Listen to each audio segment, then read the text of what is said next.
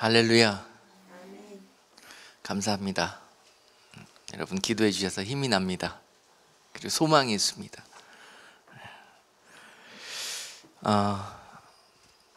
이제 2017년이 거의 마무리되고 있습니다. 내년을 위해서 2018년 기도하는 가운데 어떻게 2018년을 맞이할까 준비해야 되는 시점이고, 또 그것을 놓고 기도하는 가운데 은혜를 주셔서 오늘 본문 말씀을 증거합니다. 특별히 우리 교회에게, 성도들에게, 또 많은 하나님의 자녀들에게 오늘 이 말씀이 필요한 때라고 생각합니다. 그래서 오늘 이 시간과 또 다음 주에 한 시간 더 해가지고 이 말씀을 종합적으로 좀 점검해보고, 또 남은 시간 이 일들을 위해서 예비되어짐으로 또 소망 있는 새해를 맞이할 수 있는 저와 여러분 될 수 있기를 주님의 이름으로 축복합니다.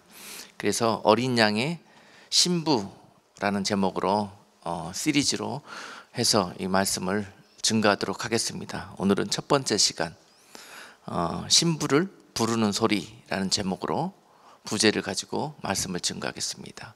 신부를 부르는 소리. 본문 말씀은 요한계시록 19장 7절로 10절까지 말씀입니다. 같이 찾으셔서 한 목소리로 합독하겠습니다. 우리가 즐거워하고 크게 기뻐하여 그에게 영광을 돌리세. 어린 양의 혼인 기약이 이르렀고 그 아내가 예비하였으니 그에게 허락하사 빛나고 깨끗한 세마포를 입게 하셨은즉 이 세마포는 성도들의 옳은 행실이로다 하더라. 천사가 내게 말하기를 기록하라. 어린 양의 혼인잔치에 청함을 입은 자들이 복이 있도다 하고, 또 내게 말하되 이것은 하나님의 참되신 말씀이라 하기로 내가 그 발 앞에 엎드려 경배하려 하니, 그가 나더러 말하기를 나는 너와 및 예수의 증거를 받은 내 형제들과 같이 된 종이니 삼가 그리하지 말고 오직 하나님께 경배하라. 예수의 증거는 대언의 영이라 하더라. 아멘. 신부를 부르는 소리, 막 가슴이 뛰지 않습니까? 네. 여러분, 주님을 신랑으로 맞이하기 위해서 신부의 길을 걷고 있는 분들에게는 그 소리가 정말 너무 기다려지고, 온 마음과 귀를 바짝 거기에 귀 기울이면서 그 주님을 향한 그 발자국 소리에 귀를 기울이면서 지금 오늘을 살고 계실 거고 이 땅을 살고 계실 것입니다. 이것이 올바른 성도의 삶입니다. 그런데 오늘 이 말씀을 듣는 분 중에서 교회를 나오고 또 신앙생활을 하고 믿음을 갖고 또 믿음의 사람으로서 걸어가는 그 길이 예수님의 어린 양 되신 신부로 예비되어지는 삶이다, 그 길이다라는 것을 처음 들어보는 분들도 많이 계실 거예요. 그만큼 우리가 지금 복음의 핵심 가운데서 많이 놓치고 있는 부분들이 많습니다. 오늘 본문은 성경에서 가장 하나님이 기뻐하시는 하나님의 그 소원이 성취되어서 하늘나라에서 그 하나님의 기쁨이 오늘 이 말씀으로 그려지고 있는 그런 어떤 그림을 좀 그려보십시오. 하늘에서 하나님이 너무 기쁘셔가지고 우리가 상상할 수 없는 그런 모습으로 기뻐하시면서 오늘 이 잔치를 배설하시고 오늘 이 말씀을 우리에게 주시는 거예요. 하나님의 그 뜻이 이루어지고 하나님의 소원이 이 땅 가운데 완전하게 회복되어지는 그런 순간의 잔치입니다. 거기에서 핵심은 누구입니까? 이 혼인잔치에 신부로 초청을 받은 신부들입니다. 물론 하나님과 그의 아들 어린 양 예수 그리스도가 핵심이시지만은요, 오늘 이 잔치의 또 다른 주인공은 그 어린 양의 신부로 부르심을 받고 그 어려운 시간, 그 신부로서 부족함이 없이 이 자리에 택함을 입은 그 성도들이 이 자리의 주인공입니다. 이 두꺼운 성경의 모든 역사들은 바로 이 순간을 향해서 달려오고 있었고요. 이 순간의 주인공들로 하나님은 그 어린 양의 신부들로 많은 성도들을 초청했었습니다. 이 자리에. 그런데 정작 이 자리에 지금 초청 가운데 결국 그 훈련과 예비됨을 온전히 이루어 하나님의 택함받은 신부로 이 자리에 나오는 사람들은 극히 소수에 불과할 것이다라는 것이죠. 성경은 그와 같이 말씀하고 계십니다. 그리고 예수님이 이 땅 가운데 오셔서 다시 한번 종교적이고 형식적이고 율법에 찌들려 있는 그 백성들에게 혼인잔치라는 개념을 말씀해 주십니다. 혼인잔치. 예수님이 공생의 사역을 처음 시작하시자마자 요한복음 2장에서 가나의 혼인잔치가 나옵니다. 이 혼인잔치 이야기는 예수님께서 공생애를 시작하시면서 일으키셨던 첫 번째 사건이셨습니다. 굉장히 의미가 있는 사건이죠.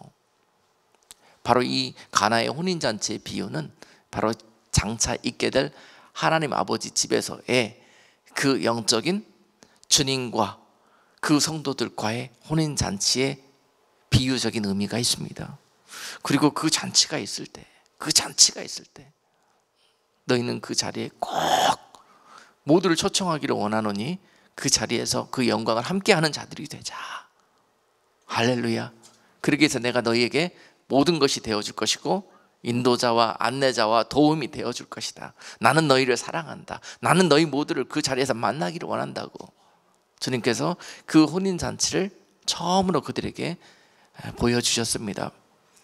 그리고 난 다음에 그들에게 계속 말씀으로 그것을 깨닫게 해주셨는데요, 결국은 그들이 그 복음의 핵심을 잘 알아듣질 못하고 복음의 겉모습만 보고 믿고 따르려고 합니다. 그것이 주님의 안타까움이셨는데요, 그래서 마태복음 22장쯤 가시면은 여러분들이 또 한 번의 혼인잔치의 그 말씀을 경험하게 됩니다. 마태복음 22장에서 한 임금이 있는데 그 아들을 위해서 혼인잔치를 예비했다고 합니다. 그리고 그 혼인잔치에 많은 자들을 초청했는데 많은 자들이 그 초청을 귀히 여기지 않고 한 귀로 흘리고 무시하고, 그러다가 결국은 어떤 자들은 그 잔치에 나와야 될 기본적인 자격도 갖추지 않고 나오다가 그 잔치에 오는 것이 거절되고 왔다가도 쫓겨나는 그러한 신세를 당하게 되었다고 기록하고 있습니다. 그리고 마태복음 22장 14절 말씀은 이 잔치에 청함 받은 자는 많으나 택함을 받을 자는 적으니라 라고 결론을 내고 계십니다. 왜 적은지 주님께서 이것으로 끝나지 아니하시고 연이어서 마태복음 23장에서는 너희가 왜 그것을 경히 여기고 그 일을 마음에 사모하면서 기다리지 못했는지 23장에서는 무엇을 경고하십니까? 이런 자들이 화를 입게 될 것이라고 합니다. 서기관과 바리새처럼 외식적이고 첫 번째는 외식하였기 때문에 그 자리를 보지 못하고 경히 여겼다는 거예요. 외식하는 신앙생활, 율법적인 신앙생활, 종교생활을 하다가는 결국은 그 자리에 너희가 오지 못할 것이다. 화를 당하게 될 것이다. 이것이 화다. 이거보다 더 큰 화가 어디 있느냐. 생각해 보세요. 여러분 평생 신앙생활하고 그토록 예수 믿으면서 이 자리에 남들은 다 초청받고 택함을 입는데 열어야 된다면 이것처럼 화가 어디 있습니까? 이것 때문에 신앙생활하고 이것 때문에 주님을 따르고 믿었는데요, 그 영광에서 함께하지 못한다면 이것처럼 슬피 울며 이를 갈 일이 어디 있냐고요. 이것을 경고하십니다. 계속 주님께서 그러다가는 슬피 울며 이를 가는 날이 올 것이다. 그러면서 마태복음 23장에서 이와 같은 자는 화 있고 이와 같은 자는 화 있고 계속 화 있다고 말씀하시면서 8가지 화를 말씀하셔요. 신앙생활하면서 이렇게 믿지 말아라. 이런 자들과 같이 신앙생활하지 말아라. 그리고 또한 마태복음 24장에 가시면은 그곳에서 주님 오시기 직전에 이러한 어두움과 많은 방해가 있을 것이다. 왜냐? 너희가 그 혼인잔치로 초청을 받고 그 영광의 길로 나아오지 못하도록 너희의 영혼을 가로채는 자들이 있을 것이라는 거예요. 그 자들이 와서 마태복음 24장에서는 너희를 미혹할 것이라고 그럽니다. 미혹을 조심하라. 그래야 나와 그 영광의 자리에서 만날 수 있느니라. 그리고 마태복음 24장에서 세 가지 미혹을 말씀하셔요. 세 가지 미혹이란 뭐냐?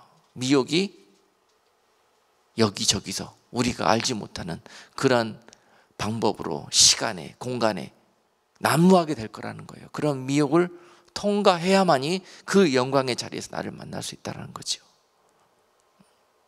그 자들이 그 영광의 길이 보이지 않도록, 그 영광의 길을 사모하지 못하도록 너희를 미혹할 것인데 마음을 빼앗기지 말아라.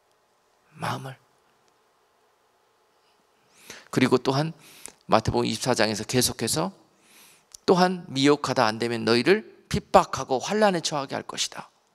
그러면서 너희가 세상에 경험해보지도 못하는, 당하지도 못했던 그러한 어려움들이, 환난이 너희에게 오게 될 텐데, 그 환난 날에 너희가 세상이 사랑이 식어지고 말씀에서 떠나가며 진리를 비진리로, 비진리가 진리가 되어서 세상이 마치 어떻게 되어버린 것처럼 그렇게 느껴진다 할지라도, 주님이 마치 계시지 않고 주님이 나를 떠나버린 것처럼 그렇게 느껴진다 할지라도, 그런 순간에까지도 너희가 그 주님과 그에 대한 사랑을, 신뢰와 믿음을 지켜낼 수 있는 자들이 그 영광 가운데서 나를 만나게 될 것이다. 이렇게 마태복음 24장은 우리에게 경고하고 있습니다. 그 영광의 자리에 우리가 초청하고 택함을 입을 자라는 그런 징표로서 이런 환난은 우리에게 허락된 것입니다. 우리 아버지께서 그것을 잘 알고 계시면서도 결국은 이런 일들을 내 신부들에게 줄 영광이요 상급으로 삼기 위해서 이 시간들을 허락하시고 보고 계신다는 거예요. 도와주시면서. 그리고 또한 마태복음 25장에서는 너희가 그 영광의 자리에 오기 위해서는 그 환난을 뚫고, 그 미혹을 뚫고, 그 형식적이고 외식적인 종교적인 신앙생활을 뚫고 마태복음 25장에서는 너희가 어떻게 이거져야 될 것인가, 세 가지 비유로 정리해서 말씀하셔 주셨습니다. 첫 번째는 열 처녀의 비유.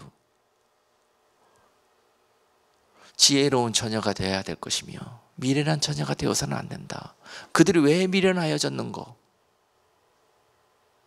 남들처럼 나태하고 남들처럼 그냥 교회만 다니면은 그냥 저절로 천국 가는 것처럼 알고 그렇게 신앙생활 하다가 그 등불에 불이 꺼져 버렸느니, 너희는 어떤 이런 어려움과 시련과 고난과 핍박 속에서도 그 불이 꺼지지 않을 그런 기름을 준비하는 자들이 되어야 할 것이다.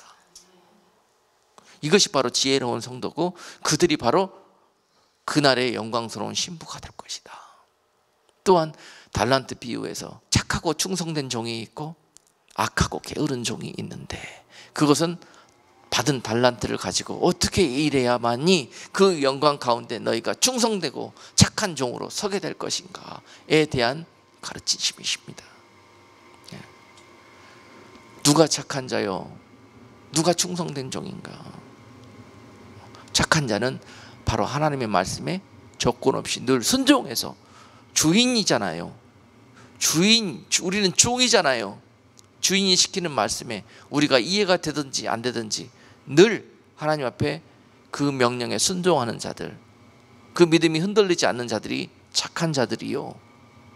아멘. 바로 충성된 종은 그 믿음을 가지고 그가 할 수 있는 그런 역량 밖에서 주님을 사랑하기 때문에, 이것이 죽는 길인 줄도 모르고 죽도록 충성하는 자들, 바로 그것이 충성된 일꾼입니다. 이와 같은 자들이 그날에 나와 영광의 자리에 참여하게 될 것이다. 또한 악하고 게으른 종은 이러한 것들을 놓고도 결국은 내가 이해되고 내가 하고 싶을 때만 충성하고 아멘하고, 그리고 내가 눈에 보이지 않는다고, 또 믿어지지 않는다고, 느껴지지 않는다고 그럴 때는 주님과 상관없이 그렇게 살다가는 너희가 초청은 받았지만은 그 자리에 택함 받지 못하는 불상사가 일어나게 될 것이다 라는 것을 비유적으로 우리에게 말씀하고 계십니다. 또한 세 번째 마태복음 25장의 비유는 양과 염소의 비유입니다.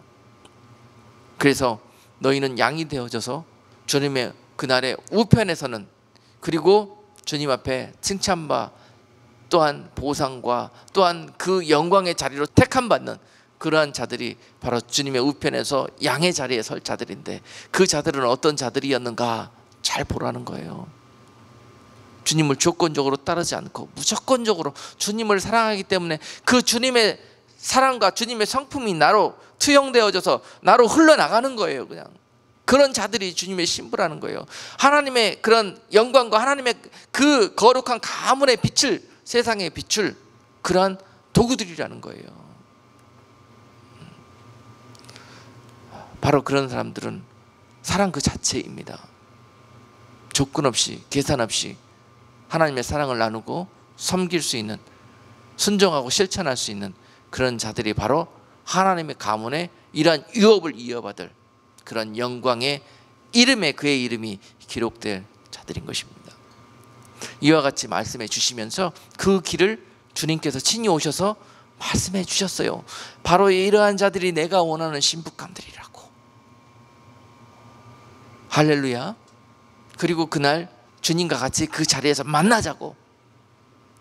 그 약속의 정표를 준비하시기 위해서요, 주님은 그들 위해서 친히 마태복음 26장과 27장에서 겟세마네 동산에 기도를 하시고 그들에게 잡히시고 끌려가셔서 그들에게 매맞고 핍박당하고 조롱당하면서 십자가 위에서 그들에게 채찍에 맞으심으로 창에 찔리심으로 고통당하시며 우리의 죄로 주님은 그것이 우리의 죄가 바뀌어져서 주님의 보혈로 십자가에서 그 놀라운 선물을 우리에게 준비하셨습니다.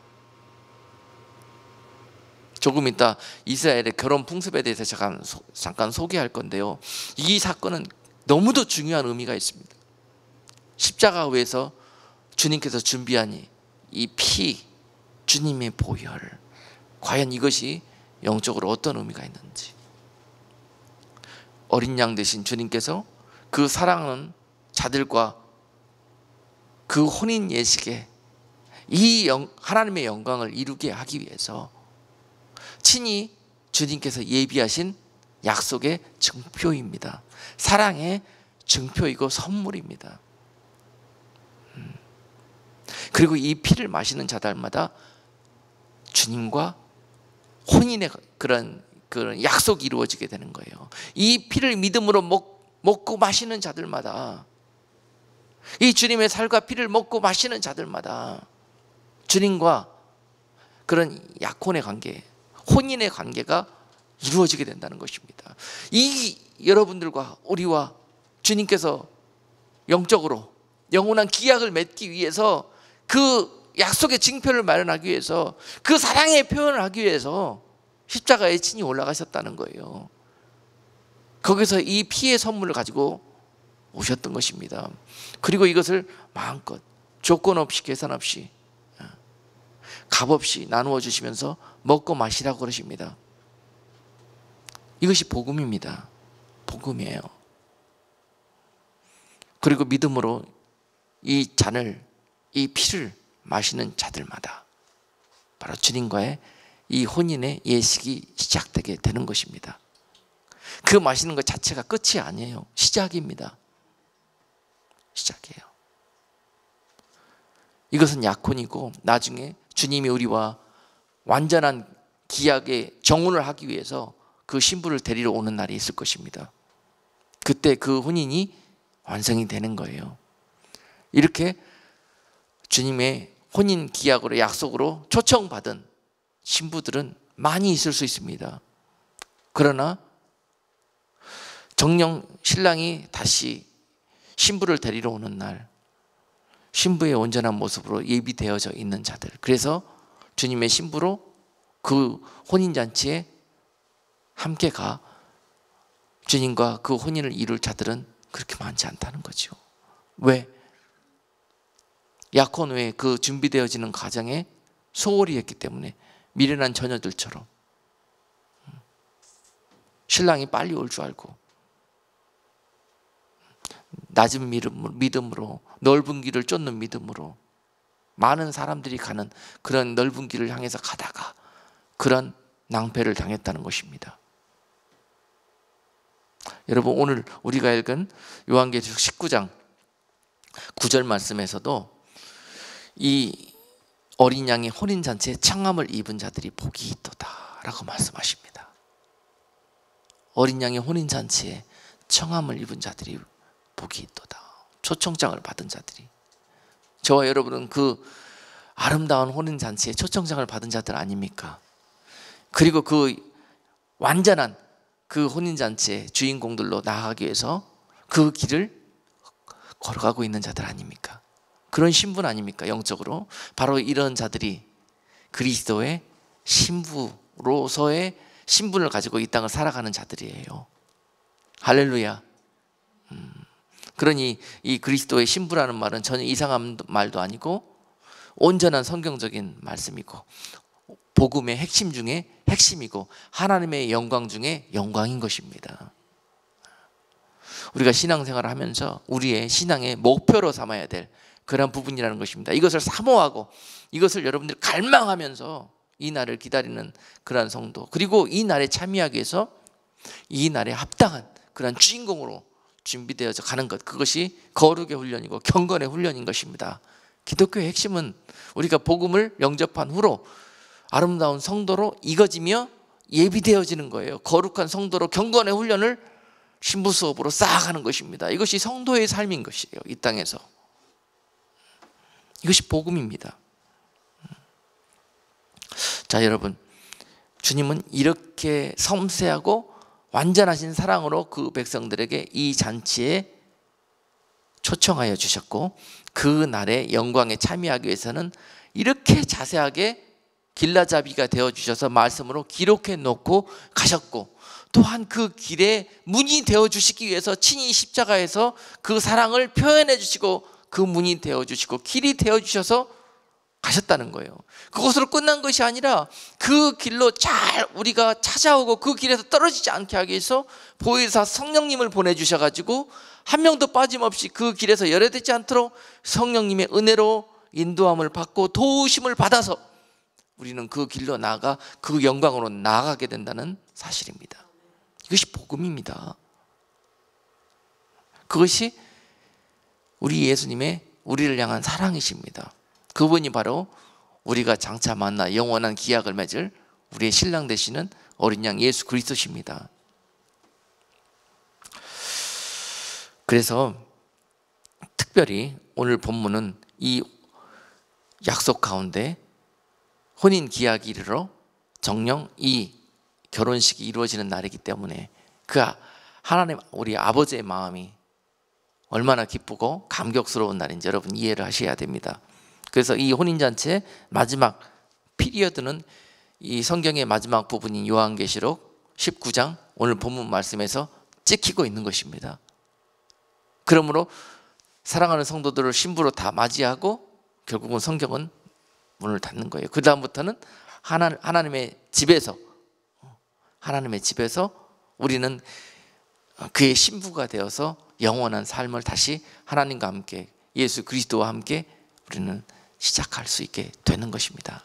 이 저주스러운 세상의 역사가 끝나고 다시 에덴 동산의 그 연장선상에서 하나님의 시간표는 이어지게 될 것입니다. 그 영광 가운데 다 참여하는 자들이 되어야죠. 자, 여러분, 이 본문 말씀과 의미를 정확히 이해하기 위해서 이 예수님께서 그들이 이해하기 쉽도록 그 이스라엘의 혼인 풍습을 비유로 상징적으로 예를 들어서 오늘 그 날의 영광스러운 하나님의 이 계획을 설명하고 계시는 것입니다. 그래서 이스라엘의 혼인 풍습을 조금 우리가 알 필요가 있는데요. 그 이스라엘의 혼인 풍습은 절차가 첫 번째가 어떻게 해서 그 혼인 절차가 시작되냐면은 그냥 좋다고 눈 맞았다고 그냥 가서 같이 살고 그게 시작 이렇게 되고 뭐 우리는 뭐 간소하게 결혼식 하지 말고 그냥 어떻게 혼인 신고만 하고 살자 뭐 다 사람의 방법으로 이렇게 가지를 않고요. 엄격한 방법과 절차에 의해서 혼인이 구별되게 거룩하게 성스럽게 진행이 됩니다. 먼저 남녀가 마음이 있고 또 결혼에 어떤 그 소망이 있을 때 이제 그 결혼의 마음을 품고 제일 먼저 신랑의 가족들이 신부의 집안을 찾아가서 신부의 가족들을 만나고 그 가족들에게 우리 아들의 신부로서 당신 딸을 원하니 허락해달라고 그렇게 청혼을 넣습니다. 그런데 신랑의 집안에서 신부의 집안으로 찾아갈 때 준비해 가는 것이 있습니다. 그건 뭐냐면 이 선물과 함께 이 신부를 아내로 맞이할 지참금입니다. 돈을 준비해 가요. 그래서 이것을 가지고 신부 집안에 가서 선물과 지참금을 내어놓습니다. 그럴 때 신부 집안에서 이 신랑 집안에서 하는 그 청혼을 이것을 흔쾌히 받아들일 용의가 있다면은 그들이 잔치를 엽니다.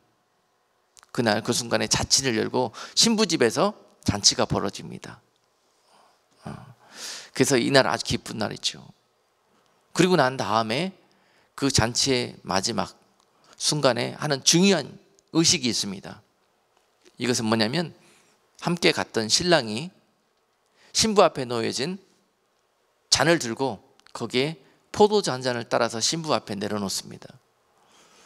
그랬을 때 이 신부가 최종적으로 이 신랑을 남편으로 맞이하여 결혼하기를 원한다는 표현으로 이 잔을, 신랑이 내어준 이 잔을 마신다면 이 결혼을 승낙하겠다는 신부의 표현입니다. 그리고 이 잔을 마시지 않으면 나는 당신을 신랑으로 맞이하지 않겠다는 표현인 것입니다. 반드시 이 의식이 있습니다. 그래서 이 신부가 마지막 신랑이 따라준 그 포도주 잔을 마시게 되었을 때 그 잔치는 절정을 이루게 되는 거죠. 그렇죠. 여기 굉장한 의미가 있습니다. 여러분, 신부의 마음을, 그 신부를 얻기 위해서, 그에게 이 잔치에 초청을 하기 위해서 우리 주님께서 십자가에서 이 한 잔의 포도주 잔을 만들어 오셨던 것입니다. 아무 자격도 없는 저와 여러분들을 그 영광의 자리에 초청해 주시기 위해서 누군가는 대신 값을 치르셨는데 그 지참금을 만들고 그 선물을 준비하기 위해서 바로 주님이 십자가에서 이것을 준비해 오셨다는 거예요. 이 사랑과 이 은혜를 우리가 믿음으로 받아가 이 잔을 마시는 순간 우리는 주님을 우리의 영적인 신랑으로 맞이하겠다는 표현이 될 것입니다. 할렐루야. 우리가 대하는 성찬에는 이런 의미가 있습니다. 그리고 우리는 이미 예수 그리스도를 인격적으로 만나서 그분 앞에 우리의 신앙을 고백하고 그분을 나의 구주로 영접하고 우리가 거듭나게 되었던 순간, 바로 그 순간이 우리가 예수님께서 우리를 위해 준비해 주신 그 포도주를 주님 앞에서 마시는 순간이었습니다. 이것이 바로 주님께서 외롭게 힘들게 십자가에서 마련하신 그 포도주 한 잔, 그것을 우리가 마시는 순간 이것은 주님의 고통이 아니었고 이것은 주님의 기쁨이 되는 순간일 것입니다. 여러분을 얻었으니 얼마나 기쁘시겠습니까? 한 영혼을 살리셨으니 얼마나 기쁘시겠습니까? 이것이 주님을 우리가 만나고 주님을 구주로 영접하는 순간에 벌어지는 영적인 의미입니다. 이 포도주 한 잔이 그 순간 주님께서 그 잔을 마신 그에게 성령의 놀라우신 은혜를 주십니다. 이후로 네가 이제 그 성령, 물과 성령으로 거듭난 네가 성령의 힘으로 네가 하나님의 나라의 예법을 익히고 네가 그날의 영광스러운 신부로 준비하는 일을 도와주실 것이다. 보혜사 성령이. 이후로 이런 일들이 벌어지는 거예요. 자, 그래서 그 자리에서 이와 같이 약혼 예식이 치러진 후에 이 신랑의 가족들은 다시 집으로 돌아갑니다. 그 이후로 신랑과 신부는 거의 만날 기회가 없다고 합니다. 그리고 각자 자기가 결혼을 위해서 준비해야 될 그런 준비를 해 나간다고 합니다. 신랑은 다시 집으로 돌아가서 이 신부를 데려다가 생활하게 될 자기들의 처소 이것을 준비하는 일에 최선을 다하고, 또한 신부는 이 일 이후로 다시 오실 신랑을 맞이하기 위해서 항상 그날 이후로 언제 오실지 모르는, 언제 오겠다는 기약이 없대요. 그냥 이 신랑이 예비하는 처소가 완성이 되는 날, 그 신랑의 아버지가 이것을 다 확인해보고 이제는 신부를 데려와도 되겠다라고 판단이 되는 순간, 그 결혼식 날은 신랑의 아버지가 잡는다고 합니다. 신랑의 아버지가 이제 되었다, 가서 네 신부를 데려오너라 그러면은 그때 신랑이 신부를 맞이하러 다시 신부한테 찾아간다는 거죠.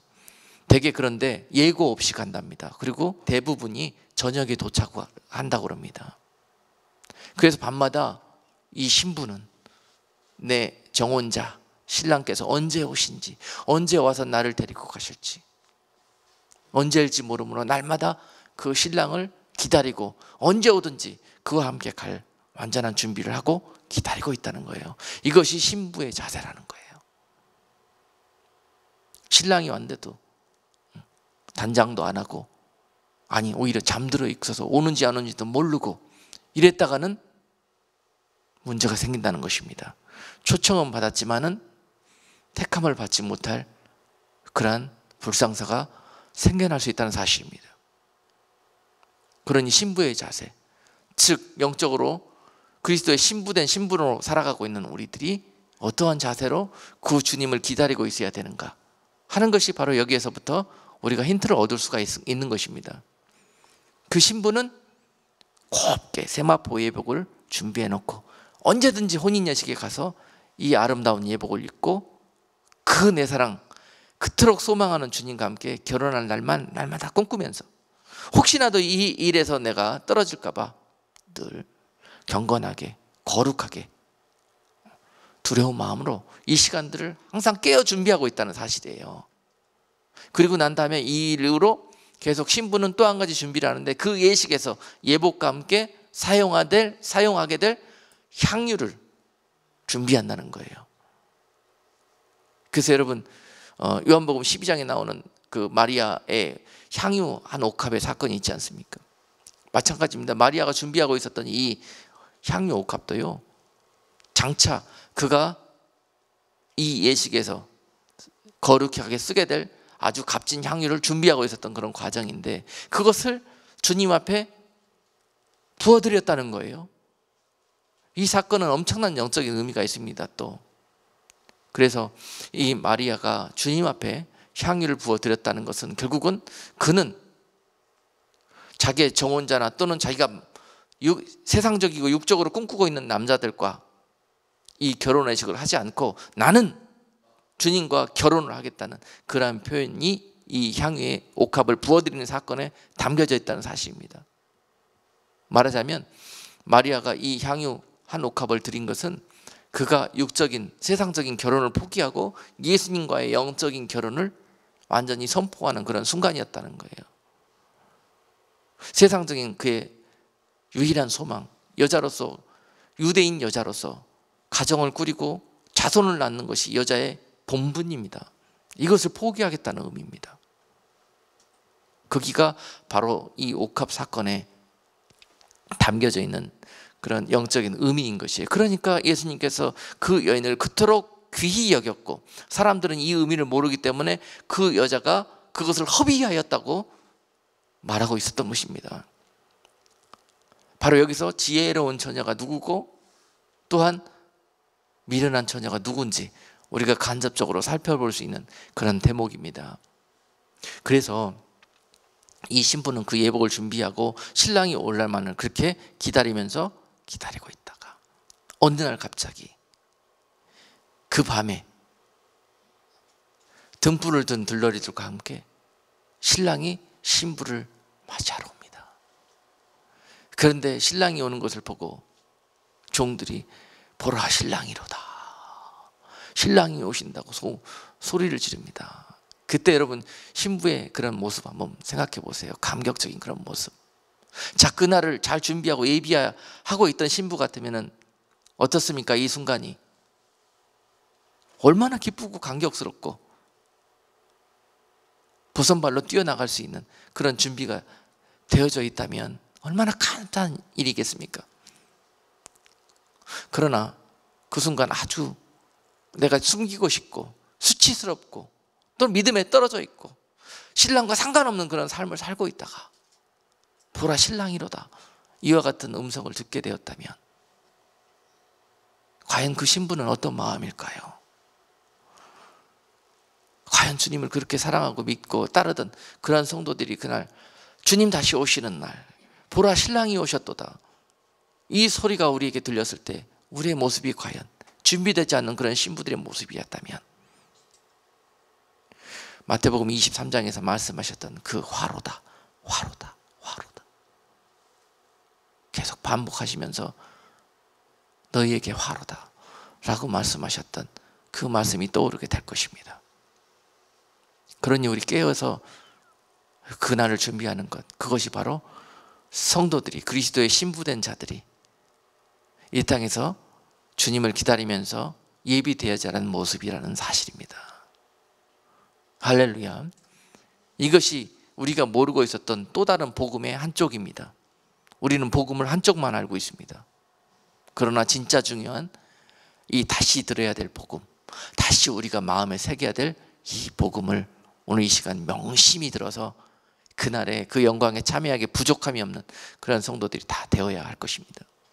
오늘 말씀의 제목처럼 신부를 부르는 소리가 그 간절한 우리 신랑의 음성이 여러분 들리지 않습니까? 여러분 심령 속에 주님이 간절히 여러분들을 응원하시면서 내가 곧 갈 테니 조금만 참아라, 조금만 견뎌내라, 이겨내라, 내가 반드시 갈 것이다 라는 그 소망의 소리가 들리지 않습니까?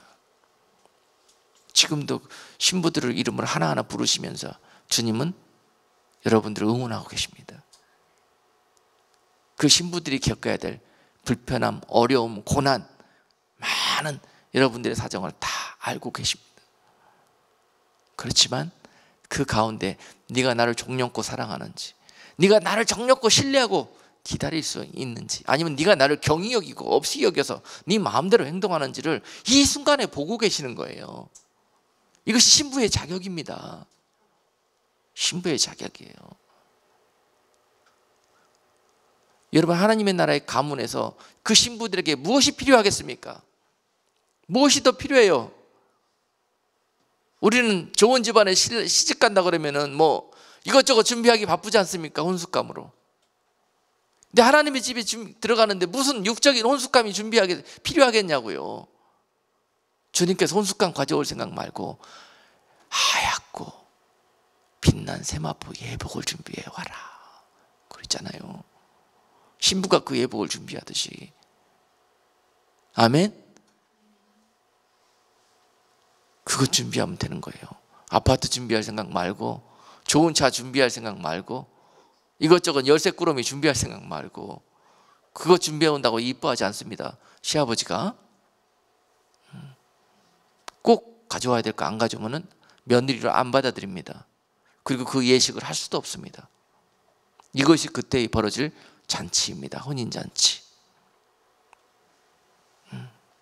그래서 여러분 그 날이 되면은 이제 처소가 준비되어서 아버지가 신랑을, 그 신부를 향해서 부르러 보낸 날이 올 것입니다. 이것이 장차 우리가 맞이하게 될 날이에요. 그런데 중요한 것은 이 신랑이 준비할 처소가 이미 예비되었다고 그래요. 이미 신랑은 준비할 처소가 예비되었어요. 그 많은 신부들을 불러서 같이 살 그러한 처소가 예비되었다고 합니다. 그리고 이제 그 신부를 부르러 올 날이 가까웠다고 그래요. 그런데 중요한 것은 이 아버지가 볼 때 신부들을 부르러 보내려고 했더니 신부들이 다 비실비실 헤매고 있더라는 거예요. 불러올 맏며느리 될 그런 신부들이 모든 것을 보고 알고 계시는 전지하신 시아버지께서 볼 때 그 때를 정하지를 못하고 있다는 것입니다. 여러분 우리가 그 때를 알고 싶어 하잖아요. 그죠? 신부가 그 때 얼마나 알고 싶어 하겠습니까? 그러면 그 때에 맞춰서 딱 준비하려고. 그런데 하나님은 그 때를 모르게 해놨어요. 언제 갈지 모른대요. 그것이 혼인 풍습이에요. 왜 모르겠습니까? 시아버지가 정하는 날인데 시아버지가 언제 정할지 모르기 때문에 그래요. 그 혼인날을 아시겠습니까? 그러니 신랑인들 그 혼인날이 언제인지 알 수 있겠습니까? 모릅니다. 그것이 당연한 거예요. 그러니까 자꾸 그날을 알려달라고 그렇게 이야기하지 마세요. 그날을 알려고도 하지 마십시오. 오늘이 그날이라고 생각하고 신부의 자세는 그래야 합니다. 그렇게 준비하고 있는 것이 옳습니다. 이해가 되십니까 이제?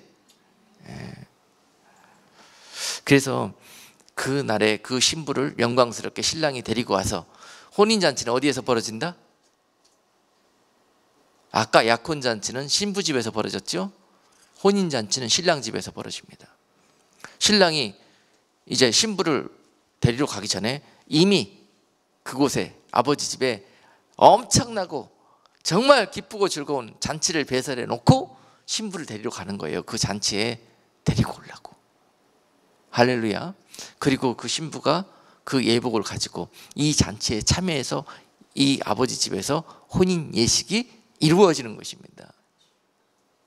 오늘 바로 본문 요한계시록 19장에서 이 일들이 벌어지고 있는 거예요. 이것이 얼마나 이 가문의 기쁨이고 영광이고 축제이겠습니까? 이 현장에 여러분, 저와 여러분들이 참여하기 위해서 지금 이토록 어렵고 힘든 신부 수업을 하고 있고 이 좁고 협착한 길을 걸어가고 있는 거 아니겠습니까? 이것이 우리의 기쁨이고 우리의 소망이 되어야 되지 않겠습니까? 이것을 하나님의 약속과 소망을 믿는 자들이 바로 그날에 영광스럽게 흠없고 점도 없이 주님 오시는 그날에 그 신랑을 만나볼 수 있지 않겠습니까? 내가 가고 있는 길이 어떤 길인지 알고 가야 될 거 아닙니까? 교회에 나오시면서 신앙생활 하시면서 도대체 내가 뭐 때문에 지금 신앙생활하고 뭐 때문에 믿음 생활하고 있고 지금 이 세상에서 나의 삶의 의미가 무엇인지, 내가 가야 될 목표가, 내가 정확히 그 목적지를 알고 가는 것이 중요하지 않습니까? 신앙생활은 관광놀이, 물놀이, 단풍놀이 가는 게 아닙니다. 그렇게 돼서는 결국은 아까 마태복음 23장에서부터 24장까지 나오는 많은 시련과 환난과 미혹 속에서 그 놀이 가는 자들은 절대 그 길을 갈 수가 없습니다. 통과할 수가 없어요. 자, 여러분, 바로 이것이 혼인잔치의 의미인 것이에요. 그래서 이스라엘의 혼인 풍습과 오늘 본문 말씀이 의미하고 있는 이 풍습을 쫓아서 우리가 비유적으로, 상징적으로 성도의 삶이 무엇이고 성도가 준비되어야 되는 그러한 그 모습과 방향이 무엇인지를 여러분들이 이해할 수 있는 시간이 된 줄로 믿습니다. 여러분, 향방을 알고 뛰라고 말씀하고 계시잖아요. 고린도전서 9장 24절 말씀, 다름질하는 자들이 다 달아날지라도 오직 상 얻는 자는 하나인 줄을 너희가 알지 못하느냐. 너희도 얻도록 이와 같이 다름질하라 라고 말씀하고 있어요. 너희도 이와 같이 다름질하라.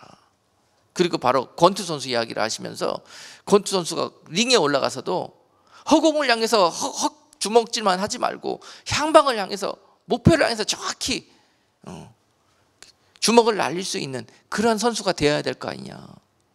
다름질하는 선수에 출전했으면은 그 다름질에서 너희가 어떻게, 어떤 모습으로 그 경주를 운영해서 뛰어들어오되 결국은 첫 번째 뛰어들어오는 그 사람만 상을 받게 되고 면류관을 얻게 된다는 것을 너희가 알지 못하느냐. 그와 같이 너희도 뛰어라. 그 영광의 면류관, 그 혼인잔치의 주인공으로 그 면류관 얻을 영광을 바라보면서 너희도 남은 시간 그와 같이 다름질하는 자처럼, 링에 오른 선수처럼 그렇게 뛰어오라는 거예요.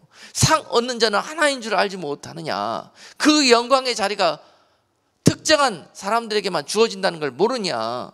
꼴찌로 들어온다고 너희에게 면류관이 허락될 줄로 아느냐. 왜 부끄러운 모습으로 구원받으려고 하느냐. 영광스러운 모습으로 나아올 그 소망을 꿈꾸지 못하고 그 길로 달려오지 못하고 왜? 술 취한처럼 사람처럼 방탕한 사람처럼 그렇게 신앙생활하다가 불에 끄실려서 부끄러운 모습처럼 고린도전서 3장 말씀처럼 그렇게 구원받으려고 그러느냐? 그런 부끄러운 신부가 되고 싶냐? 그런 자들은 신부가 될 수 없다. 들러리 노릇밖에 못한다. 하객 노릇밖에 결혼식장에서 남들의 영광에 박수 쳐주는 자들밖에 될 수가 없다는 거예요. 그 영광도 다르다는 것입니다. 누누이 여러분께 반복하지만은 그 영광이 고린도전서 15장 41절 말씀은 해의 영광도 다르고 달의 영광도 다르고 별의 영광도 다른데 별과 별의 영광도 다르다고 말씀하고 있어요. 사도 바울이 소개하는 겁니다. 그 날의 영광을. 그 영광이 다 다르고 별과 별의 영광까지도 다 다른데 그 수많은 별의 영광도 각자가 다른데 장차 그 날에 벌어지게 될 잔치에서 받게 될 영광이 그와 같이 다 다를진데 너희는 어떠한 영광을 사모하면서 달려가는 거예요. 해의 영광에 이를 자들처럼 그렇게 주님의 신부로 여러분들이 택함을 입고 그 영광에 들어가는 것이 여러분들의 소망이 되어져야, 여러분들이 목표가 되어져야 되지 않겠습니까? 여러분들의 영에 막 기쁨의 그런 막 소망의 그런 그 기름 부음이 오늘 이 시간 말씀을 통해서 있기를 원합니다. 그리고 장차 남은 여러분들의 인생에서 그것이 여러분 삶의 첫 번째 목표가 될 수 있기를 주님의 이름으로 축복합니다. 절대 영광은 평준화가 아닙니다. 동일하지가 않습니다. 너나 나나 다 같이 천국만 가면 됐지 그런 생각 가지고 가다가는 결국은 들러리 됩니다. 그 영광에 박수나 치고 쫓겨나는 자가 될 것입니다. 여러분, 세상에서 우리가 정말 갖고 싶은 것 얻기 위해서 노력하는 것보다 더 올림픽 경기에서 금메달 얻기 위해서 달려가는 선수보다 더 이 영광을 바라보면서 더한 열심과 충성과 지혜로운 모습으로 달려가는 자가 얻을 수 있는 영광이라는 사실입니다. 좁은 길입니다. 이 신부로서의 자격을 갖추고 이 신랑으로부터 인정받는 이 기간, 이 시간은 마치 이스라엘이 광야에서 가나안 백성으로 준비되기에 필요했던 시간과도 같은 거고요. 우리네 인생은 이와 같은 의미를 가지고 있는 것입니다. 하나님은 우리의 사정과 형편을 잘 아십니다. 세상 남자들처럼 이쁜 여자들, 늘씬한 여자들, 이런 신부들만 최고의 신랑감으로 바라보는 넉받친 신랑들이 아닙니다. 우리 주님은 그렇게 신부를 보는 분이 아니세요. 아가서에서 여러분 잘 아시다시피 계달의 장막에 거했던 정말 광야에서 사막에서 세수도 제대로 못하고 화장도 못하고 머시마처럼 자라는 그러한 술람미 여인을 주님은 그렇게 예쁘다고 무엇이 그렇게 예쁘다고 우리가 보기에는 정말로 그렇구만. 주님은 무엇이 그렇게 예쁘다고. 여러분, 사막과 같은 광야길에서 술람미 여인처럼 주님만 보고 주님의 그 사랑에서 떨어지지 않기 위해서 그 마음의 중심 가지고 겉모습이야 시커멓게 끌렸던 그 손은 너덜너덜 하도 일해가지고 헤어져 있던 세상의 신부로 살아가기 위해서 온갖 고난과 핍박 경험하면서 살아남기 위해서 환난과 온갖 소외되고 그런 외롭고 힘든 그런 인생의 여적을 계달의 장막에 거하는 술람미 여인처럼 그렇게 그런 모습으로 견뎌내고 이겨내고 오직 주님만 바라보면서 주님만 부르고 주님만 기도하고 에게만 기도하고 있던 그 여인을 주님은 이 솔로몬이 술람미 여인을 보고 사랑에 빠졌던 것처럼 그렇게 사랑한다는 거예요. 그렇게 그 여인에게 너는 나의 신부라 응원하시면서 그 여인을 만난 날을 손꼽아 기다리고 있다는 거예요. 할렐루야. 잘 아셔야 됩니다. 주님께서 어떤 신부들을 원하시는지, 신랑의 마음을 잘 알아야 되죠. 우리가 이 땅에 거하면서 신부의 첫 번째 수업입니다. 신랑의 마음과 신랑의 생각과 이런 것들로 그 아버지 집에서 그 가문의 법을 알아야죠. 그 집으로 시집 갈 건데 거기서 영원히 살게 될 건데 그 나라의 법을 알아야죠. 그 집안의 법을 알아야죠. 그걸 익히는 시간이 바로 신부 수업하는 시간이란 말입니다. 이것을 잘하고 오는 신부가 최고인 거예요. 예쁘고 혼숙감 많이 해오고 날씬한 신부가 최고가 아니란 말입니다. 하나님의 나라에서는. 아시겠어요? 가진 것 없다고, 예쁘지 않다고, 나는 아무것도 주님 앞에 드릴 게 없다고 낙심하지 마십시오. 그런 여러분들을 주님은 최고로 보실 수 있습니다. 여러분 속에 무엇이 들어있는 걸 보시고. 할렐루야. 네. 이것이 바로 주님께서 찾으시는 신부들입니다. 보다 더 구체적으로 아까 마태복음 25장에서 설명을 해주셨지만 구체적인 모습으로 요한계시록 14장 4절과 5절 말씀에서 그 신부들의 자격에 대해서 설명해 주고 계십니다. 이 사람은 이 여자로 더불어 더럽히지 아니하고 정절이 있는 자라. 어린 양이 어디로 인도하든지 따라가는 자며 사람 가운데서 구속을 받아 처음 익은 열매로 하나님과 어린 양에게 속한 자들이니 그 입에 거짓말이 없고 흠이 없는 자들이더라. 아멘. 자, 그 영광의 가문의 신부감으로서 누가 최고의 신부감인가? 자, 다시 한번 강조합니다. 최고의 신부감은 신랑 되시는 그분의 생각을 이해하고 그런 그분을 사랑하는 것입니다. 그것이 최고의 온수입니다. 아멘. 이것을 준비한 성도를 최고의 신부로 주님께서 그날에 택하여 주실 거예요. 할렐루야. 이 택함에 여러분들의 이름이 불려지기를 주님의 이름으로 축복합니다. 그와 같이 주님을 지금 사랑하고픈 마음이 내 안에 있습니까? 그와 같은 신뢰가 내 안에 어떠한 환난과 역경 속에서도 오직 그분만 바라볼 수 있는 그러한 중심이 내 안에 있습니까? 여러분들이 바로 그 주인공이 될 것입니다. 사랑입니다. 사랑. 네가 정령껏 나를 사랑하는지 그 신랑 되신 주님은 달아보고 또 달아보고 또 달아보게 될 것입니다. 다시 한번 그 영광스러운 하나님의 가문에서 이혼이라는 없습니다. 다시 그 동산에서 쫓겨나서 이 엄청난 고난의 시간들, 그 세상의 역사가 다시 있게 하시지 않을 것입니다. 그렇기 때문에 철저하게 달아보고 또 달아보고 점검해보고 또 점검해보기 위해서 이러한 외롭고 험난한 좁은 길도 걷게 하시고 많은 시험과 미혹 속에도 두게 하시고, 아시겠습니까? 많은 외간 남자들한테 연애도 받게 해보게 하시고, 그러면서 마음이 흔들리는지 아니면 따라가는지 주님 이외에 다른 사람 것들을 더 사랑하게 되는지 점검하고 또 점검하고 보고 계신다는 거예요. 그것이 끝났을 때 아버지께서 혼인 날짜를 확정하실 것입니다. 그리고 그 순간에 예비된 자들을 부르러 오실 것입니다. 할렐루야. 아멘. 바로 이러한 것이 바로 우리가 알고 있는 휴거의 사건이 될 것입니다. 그리고 그 휴거에 들림받은 자들이 어디에서? 아버지 집에서, 궁중에서 그 혼인잔치가 벌어지게 될 거라는 사실입니다. 할렐루야. 이것이 그날 벌어지게 될 영광이에요. 혼인잔치가 벌어지고 있는 그날에 미처 예비되지 못한 자들은 이 땅에서 엄청난 시련과 환난의 시간들을 겪게 될 것이라고 성경은 경고하고 있습니다. 우리는 그 두 갈림길에서 어디를 가기를 원하십니까? 어느 길을 택하기를 원하십니까?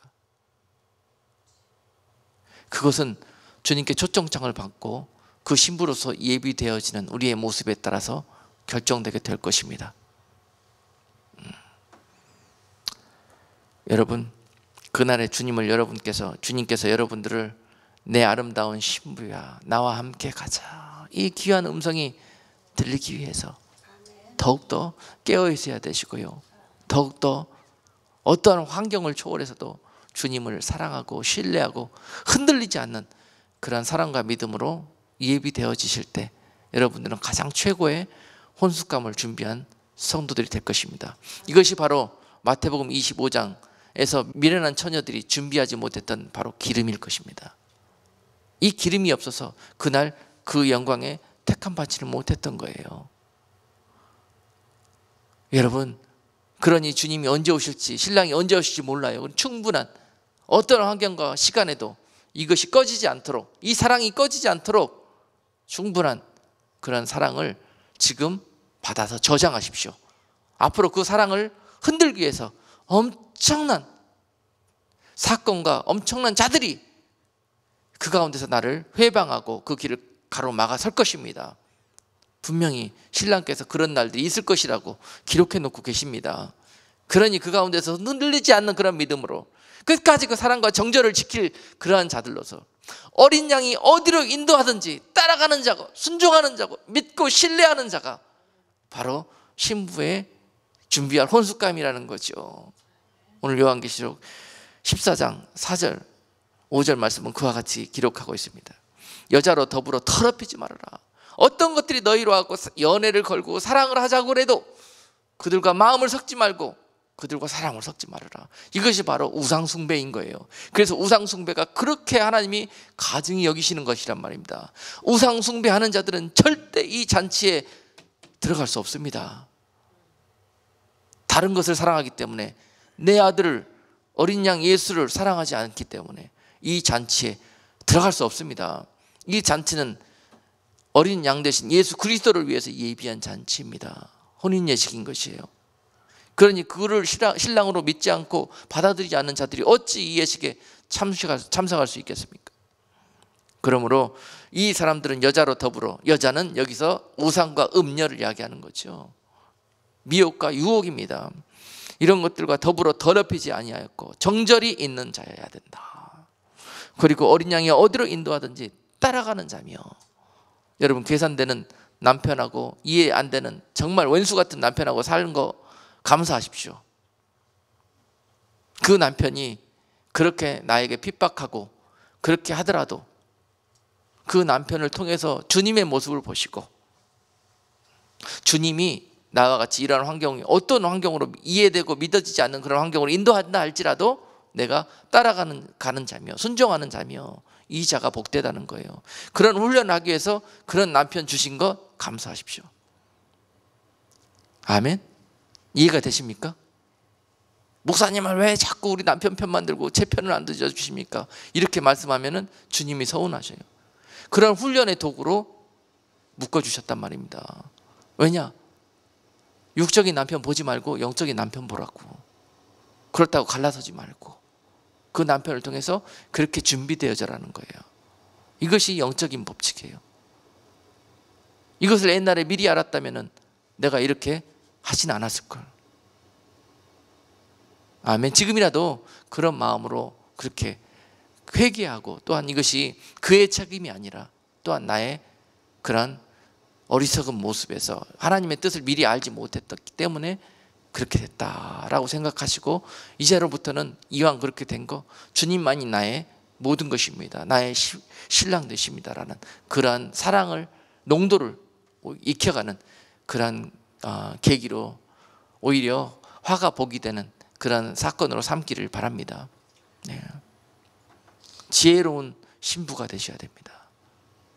내 신랑과 아버지의 뜻을 살피고 헤아릴 수 있는 그런 신부가 되어져야 된다는 사실입니다. 그래서 그것을 깨달은 자들은 결국은 그 혼숙감으로 그 신랑을 향한 사랑과 신뢰와 믿음을 준비하고 거룩과 정결함으로 남은 삶을 훈련하가 지켜가는 것, 마음과. 그래서 나중에 결국은 데살로니가서 5장 23절 주님이 오셨을 때 신부에게 이와 같이 말씀하시죠. 온 영과 혼과 몸이 우리 주 예수 그리스도 강림하실 때 흠없게 보존되기를 원하노라. 내 신부들이 이렇게 되었으면 좋겠다. 영과 혼과 육이 완전하게 주님 강림이 하시기 전까지, 신랑 되신 주님께서 나를 데리러 오시기 전까지 이 우리의 모든 삶과 우리의 모든 육신까지, 육신의 일까지 온전히 거룩하게 보존되어지기를, 회복되어지기를 기다리고 계신다는 사실입니다. 신부의 그런 신분으로서 그 자격을 갖추기 위해서 걸어가는 그 길은 아까도 말씀드렸다시피 고난의 길이요, 외로운 길이요, 좁고 협착한 길이요, 좁은 길이기 때문에 많은 자들이 그 길로 찾지 않는다고 말씀하고 계십니다. 그래서 그 택함에 이르는 자들도 적다고 말씀하셨습니다. 그러나 그것만이 내 소망이요, 그것만이 내 사랑이요, 내 모든 것이라고 고백하고 그 길을 기쁨으로 가는 자들이 있을 것인데, 그 자들이 바로 주님께서 신부의 영을 기름 부은 자들이에요. 그 영광, 해 같은 영광과 그 정말 정금 같은 면류관을 얻을 그런 자들인 것입니다. 그런 자들은 그 길 가는 것이 기뻐요. 그 믿음으로 살아가는 것이 즐겁고 행복해요. 억지로 가는 게 아니에요. 그 길을 왜냐? 성령이 함께 하시고 주님을 향한 소망이 있기 때문에 그러는 것입니다. 그런 교인들이 바로 빌라델피아 교인들 아니었습니까? 우리 교회 이름이 바로 빌라델피아 교회가 아니겠습니까? 우리 교회에 거하는 이 안에 이 공동체가 바로 주님 앞에 통째로 그리스도의 신부로 드려지는, 그것이 바로 목자된 저의 소망입니다. 여러분들을 그런 신부들로 다 단장시켜가지고 주님 앞에 영광스럽게 드리는 것이 저의 소망입니다. 할렐루야. 그것이 주님의 소망이실 것입니다. 그래서 우리 교회에게 빌라델피아 교회라는 약속을 주시면서 그 주님의 신부로 예비되어지는 그 길로 여러분들을 초청하고 계시는 것입니다. 그 길로 초청하는 것이 힘든 것이 아니라, 이 교회만 나오면은 뭐 되는 일도 없고 잘 풀리지도 않고 어렵고 힘들고 외롭고, 왜냐? 신부의 길을 가기 때문에 그렇습니다. 그러나 이것이 힘들고 이것이 잘못된 것이 아니라, 이것이 바로 온전히 주 안에서 영광되고 복된 길로 우리가 가고 있다는 증거가 될 것입니다. 여러분, 오늘 이 말씀을 통해서 이 말씀이 우리에게 신랑이 그 신부들을 부르는 복된 소망과 약속과 믿음의 메시지로 들려질 수 있기를 주님의 이름으로 축복합니다. 오늘 시간이 되었으므로 다음 시간에 다시 말씀을 이어서 여러분께 증거하도록 하겠습니다. 기도합니다. 거룩하신 하나님, 오늘 우리가 그 하나님의 나라의 그 영광과 그 하나님의 기쁨이 무엇인지 온전히 이해하지 못하고 어리석고 미련한 그러한 신부들로 살다가 지금까지 주님 앞에 신부의 자격조차 갖추지 못한 채 세상에 방탕하고 술 취한 모습처럼, 오히려 그날에 신랑 되신 주님 앞에 책망받기에 딱 맞는 모습으로 신앙생활을 하고 있었던 것을 고백합니다. 아버지, 그날 그러나 우리에게 은혜를 주셔서 귀한 말씀과 함께 2018년 새해 시작되면서부터는 정말 주님 앞에 아름답고 구별된 모습으로 정결하게 신부 수업을 쌓기를 원하오니, 아버지 하나님, 이제 2달 남은 2017년 아버지, 우리의 모습을 적나라하게 보게 하여 주시옵시고, 하나님, 우리의 정말 더럽고 어둡고 냄새나는 그런 모든 모습, 주님 십자가 위에서 흘리신 그 보혈로 정결케 거룩하게 깨끗하게, 주님 마지막 2달 남은 시간 주님 앞에 회개하며 정결케 되어지게 하여서 아버지 하나님, 새해부터는 정말 주님이 기뻐하시는 신부로 단장하며 예비되어 줄 수 있는 복된 성도들 다 되어질 수 있도록 은혜 위에 은혜를 더하여 주시옵소서. 예수 그리스도 이름으로 기도드리옵나이다. 아멘.